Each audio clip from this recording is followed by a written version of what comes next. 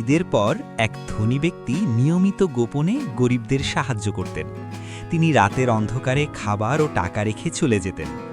একদিন এক ছোট ছেলে তাকে দেখে ফেলল। ছেলেটি অবাক হয়ে বলল, চাচা, আপনি কেন লুকিয়ে দান করেন? সবাই জানলে তো আপনাকে সম্মান করবে।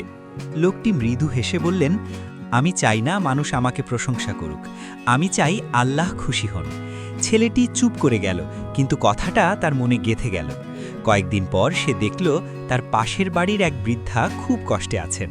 সে চুপচাপ কিছু খাবার রেখে আসলো, কাউকে কিছু না জানিয়ে। বৃদ্ধা খুশিতে দোয়া করলেন, কিন্তু জানলেন না কে সাহায্য করেছে। ছেলেটি বুঝল, গোপনে ভালো কাজ করার আনন্দ অন্যরকম। শিক্ষা: গোপনে দান করলে তা আল্লাহর কাছে বেশি প্রিয় হয়।